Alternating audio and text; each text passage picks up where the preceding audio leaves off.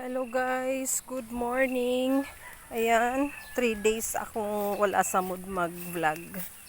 Ayan, andito ako ngayon sa kamatis kasi may mga hinog na. Sayang naman na hindi ma-harvest. Ayan guys. Samahan nyo akong mag-harvest ngayon. Ayan, medyo busy tayo. Kaya walang time sa pagbablog. So ngayon, unahin naman natin ang ating mga tanim. Bigyan ng oras at sayang nito. Baka magtampo ang grasya.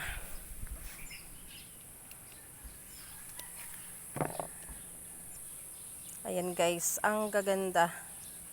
Malaki. Ganito ang pag-harvest guys, oh. Kailangan hindi tinatanggal yung ano ba tawag nito? Tangkay. Ay. Ayan, huwag tanggalin ang tangkay para matagal ang buhay. Hindi siya agad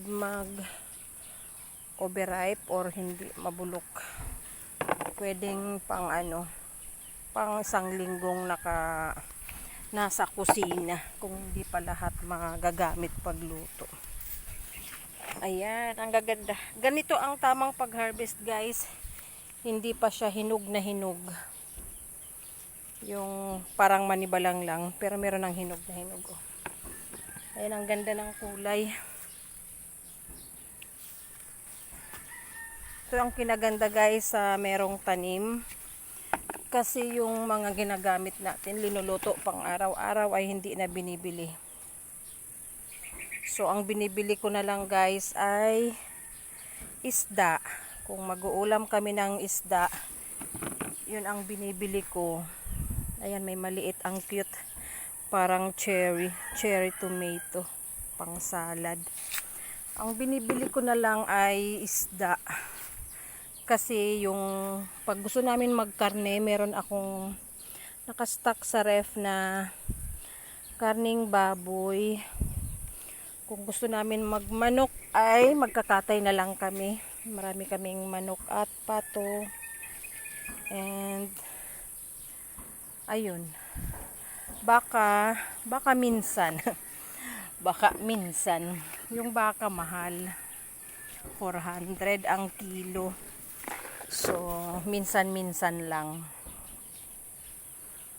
Yung gulay, pangsahog. Madalas pangsahog.